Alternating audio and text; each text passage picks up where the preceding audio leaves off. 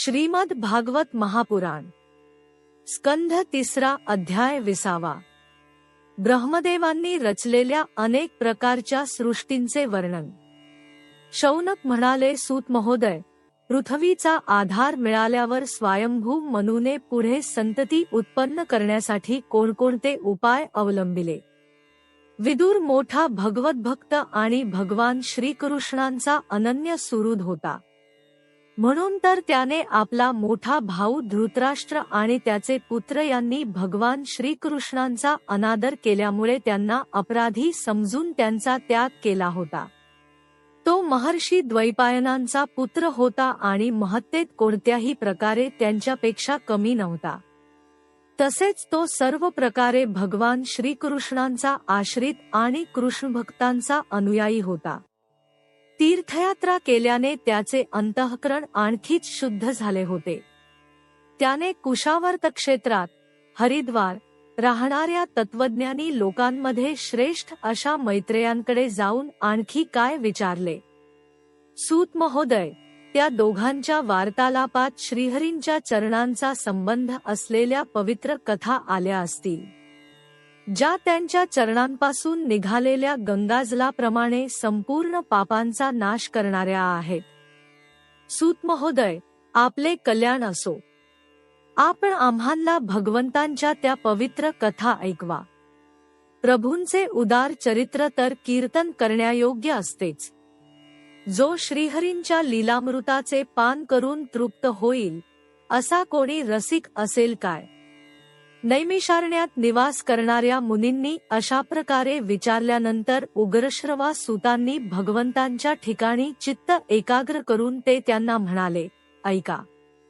सूत म्हणाले, आपल्या मायेने वराहरूप धारण करणाऱ्या श्रीहरींच्या रसातळातून पृथ्वीला वर काढणे आणि सहज तुच्छतेने हिरण्याक्षाला मारून टाकणे, या लीला ऐकून विदुराला फार आनंद झाला आणि तो मैत्रेयांना म्हणाला. विदुर म्हणाला, हे ब्रह्मन, आपण दृष्टीआड असलेल्या विषयांनाही जाणणारे आहात.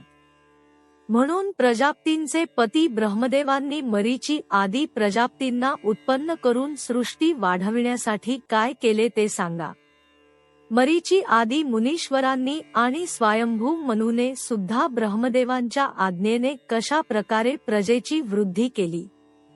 त्यांनी हे जग पत्नीच्या सहयोगाने उत्पन्न केले की आपापल्या कार्यात स्वतंत्र राहून किंवा सर्वांनी मिळून या जगाची रचना केली.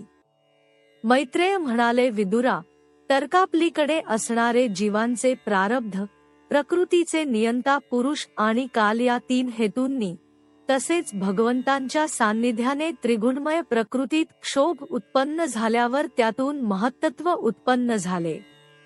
दैवाच्या प्रेरणेने रजः प्रधान महत्त्वापासून सात्विक, राजस आणि तामस असा 3 प्रकारचा अहंकार उत्पन्न झाला. त्याने आकाशादी 5 तत्वांचे अनेक वर्ग प्रगट केले. ते सर्वजण वेगवेगळे राहून भूतांच्या कार्यरूप ब्रह्मांडाची रचना करू शकत नव्हते. म्हणून त्यांनी भगवंतांच्या शक्तीने एकमेकांशी संगठित होऊन एका सोन्याच्या रंगाच्या अंड्याची रचना केली. ते अंडे चेतनाशून्य अवस्थेमध्ये 1000 वर्षांपेक्षाही अधिक काळपर्यंत समुद्राच्या जलामध्ये पडून राहिले. नंतर त्यात श्री भगवंतांनी प्रवेश केला. त्यात अधिष्ठित झाल्यानंतर त्यांच्या नाभीपासून 1000 सूर्यांच्या तेजासमान अत्यंत दैदीप्यमान असे एक कमळ प्रगट झाले. ते संपूर्ण जीवसमुदायांचे आश्रयस्थान होते. स्वतः ब्रह्मदेवांचा त्यातूनच आविर्भाव झाला. जेव्हा ब्रह्मांडाच्या गर्भरूप जलात शयन करणाऱ्या श्रीनारायण देवांनी ब्रह्मदेवांच्या अंतःकरणात प्रवेश केला, तेव्हा त्यांनी पूर्वकल्पामध्ये आपणच निश्चित केलेल्या नामरूपमय व्यवस्थेनुसार लोकांची रचना करण्यास सुरुवात केली. सर्वप्रथम त्यांनी आपल्या छायेपासून तामिस्त्र, अंधतामिस्त्र, तम, मोह आणि महामोह अशी 5 प्रकारची अविद्या उत्पन्न केली. आपले हे तमोगुणी शरीर ब्रह्मदेवांना योग्य वाटले नाही, म्हणून त्यांनी त्याचा त्याग केला. ज्याच्यामुळे तहानभुकेची उत्पत्ती होते अशा त्या रात्रीरूप शरीराला त्या शरीरापासूनच उत्पन्न झालेल्या यक्ष आणि राक्षसांनी ग्रहण केले। त्यावेळी तहानभूक लागल्याने ते ब्रह्मदेवांनाच खायला उठले आणि म्हणू लागले, याला ठेवू नका, खाऊन टाका, कारण ते तहानभुकेने व्याकुळ झाले होते। घाबरून जाऊन ब्रह्मदेव त्यांना म्हणाले, अरे यक्षराक्षसांनो, तुम्ही माझे संतान आहात, म्हणून माझे भक्षण करू नका, माझे रक्षण करा, त्यांपैकी खाऊन टाका असे जे म्हणाले त्यांना राक्षस असे नाव पडले। नंतर ब्रह्मदेवांनी सत्वगुणाच्या प्रभावाने दैदीप्यमान होऊन मुख्य देवतांची निर्मिती केली। त्यांनी खेळता खेळता ब्रह्मदेवांनी त्याग केलेल्या दिवसांचे प्रकाशमय शरीर ग्रहण केले। यानंतर ब्रह्मदेवांनी आपल्या नितंबापासून कामासक्त अशा असुरांना उत्पन्न केले। ते अत्यंत कामलोलुप असल्याने उत्पन्न होताच मैथुनासाठी ब्रह्मदेवाकडे गेले। हे पाहून पहिल्यांदा त्यांना हसू आले, परंतु पुन्हा ते निर्लज्ज असुर आपला पाठलाग करीत आहेत हे पाहून भयभीत आणि क्रुद्ध होऊन ते वेगाने पळू लागले। तेव्हा भक्तांवर कृपा करण्यासाठी त्यांच्या भावानुसार दर्शन देणाऱ्या शरणागत वत्सल वरदायक अशा श्रीहरींच्याकडे जाऊन ते म्हणाले, हे परमात्म्या, माझे रक्षण करा। मी आपल्याच आज्ञेने प्रजा उत्पन्न केली होती, परंतु ती तर पापी प्रजा माझ्याशीच मैथुनाला प्रवृत्त झाली आहे। नाथ, आपणच एकमेव दुःखी जीवांचे दुःख दूर करणारे आहात आणि जे आपल्या चरणांना शरण येत नाहीत त्यांना दुःख देणारेही एकमात्र आपणच आहात। भगवान तर प्रत्यक्ष सर्वांचे हृदय जाणणारे आहेत। ब्रह्मदेवाची व्याकुळ स्थिती पाहून ते म्हणाले, तू आपल्या या कामकलुषित शरीराचा त्याग कर। भगवंतांनी असे म्हणताच त्यांनी ते शरीर सोडून दिले। शरीराचा त्याग करणे म्हणजे ती भावना टाकणे आणि शरीर ग्रहण करणे म्हणजे ती भावना ग्रहण करणे। ब्रह्मदेवांनी सोडलेल्या त्या शरीराचे एका सुंदर स्त्रीत संध्यादेवीत रूपांतर झाले। तिच्या चरणकमलातील नूपुर झकारत होते। तिचे डोळे अत्यंत मादक होते आणि कमरपट्ट्याने सुशोभित झालेल्या साडीने कंबर आच्छादित होती। तिचे उत्तुंग स्तन अशा प्रकारे एकमेकांना चिकटले होते की त्यांच्यामध्ये काही अंतर नव्हते। तिचे नाक आणि दात मोठे सुंदर होते। तसेच ती मधुर हास्य करीत, हावभाव करीत असुरांच्याकडे भावपूर्ण दृष्टीने पाहत होती। काळ्याभोर केसांच्या बटांनी सुशोभित अशी ती सौंदर्यवती कुमारी लज्जेने चूर होऊन स्वतःला पदराआड लपवत होती। हे विदुरा, त्या सुंदरीला पाहून सर्व असुर मोहित झाले। अहो, हिचे किती विलक्षण रूप, केवढे अलौकिक धैर्य आणि कसे तरुण वय, पहा ना, आम्हा कामातुरांच्या मध्ये ही कशी निष्काम असल्यासारखी फिरत आहे।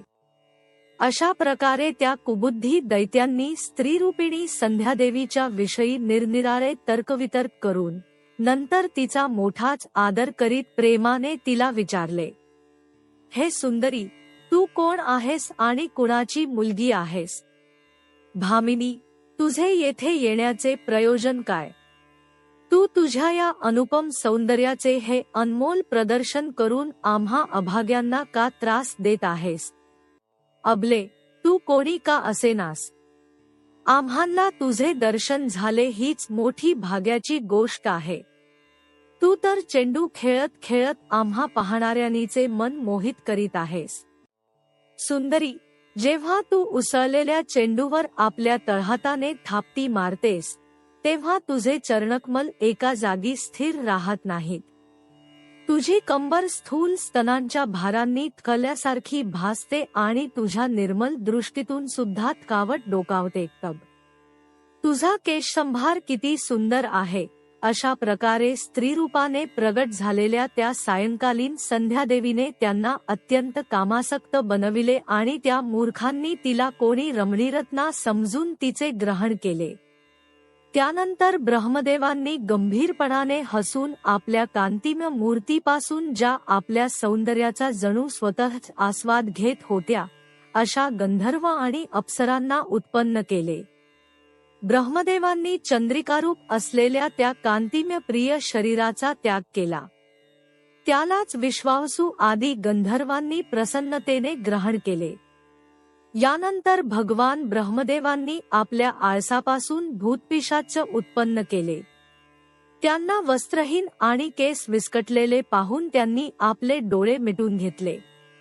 ब्रह्मदेवांनी त्याग केलेल्या त्या जांभीरूप शरीराला भूतपिशाचांनी ग्रहण केले. हिला निद्रा असेही म्हणतात, जिच्यामुळे जीवांच्या इंद्रियांना शिथिलता आल्यासारखी वाटते. जर एखादा मनुष्य उष्ट्या तोंडाने झोपला तर भूतपिशाचे त्याच्यावर आक्रमण करतात. त्यालाच उन्माद म्हणतात. नंतर भगवान ब्रह्मदेवांनी आप बलवान असल्याची भावना करून आपल्या अदृश्य रूपाने साध्यगण आणि पितृगणांना उत्पन्न केले. पितरांनी आपले उत्पत्तीचे स्थान असलेल्या त्या अदृश्य शरीराला ग्रहण केले. हेच प्रमाण मानून कर्मकांडी लोक श्राद्ध आदीद्वारा पितर आणि साध्यगणांना अनुक्रमे पिंड आणि हव्य अर्पण करतात. ब्रह्मदेवांनी आपल्या तिरोधान शक्तीने सिद्ध आणि विद्याधर यांची सृष्टी केली आणि त्यांना आपले ते अंतर्धान नामक अद्भुत शरीर दिले. एक वेळ ब्रह्मदेवांनी आपले प्रतिबिंब पाहिले. तेव्हा आपल्याला फार सुंदर समजून त्या प्रतिबिंबापासून त्यांनी किन्नर आणि किंपुरुष उत्पन्न केले. ब्रह्मदेवांनी त्याचा त्याग केल्यानंतर त्यांनी त्यांचे ते प्रतिबिंब शरीर ग्रहण केले. म्हणून ते सर्वजण उषःकाली आपल्या पत्नींबसह ब्रह्मदेवांच्या गुणकर्माचे गायन करतात. सृष्टीची वाढ होत नाही असे पाहून एकदा फारच चिंताग्रस्त होऊन ते हातपाय पसरून झोपी गेले आणि पुन्हा क्रोधावशात त्या भोगमय शरीराचा त्यांनी त्याग केला. त्यातून जे केस झडून पडले ते अही झाले. तसेच त्यांच्या हातपाय आखडून चालण्याने क्रूर स्वभावाचे साप आणि नाग झाले, ज्यांचे शरीर फण्यापासून खांद्यापर्यंत फारच रुंद असते. एकदा ब्रह्मदेवांनी स्वतः कृतकृत्य झाल्याचा अनुभव घेतला. त्यावेळी शेवटी त्यांनी आपल्या मनाने मनूंची सृष्टी निर्माण केली. हे सर्वजण प्रजेची वृद्धी करणारे आहेत. मनस्वी ब्रह्मदेवांनी त्यांच्यासाठी आपल्या पुरुषाच्या आकाराच्या शरीराचा त्याग केला. मनूंना पाहून त्यांच्या आधी उत्पन्न झालेले देवगंधर्व आदी ब्रह्मदेवांची स्तुती करू लागले. ते म्हणाले, विश्वकर्त्या ब्रह्मदेवा, आपली ही सृष्टी फारच सुंदर आहे. हिच्यामध्ये अग्निहोत्र इत्यादी सर्व कर्मे प्रतिष्ठित आहेत. यांच्या सहाय्याने आम्ही आमचे अन्न ग्रहण करू शकू.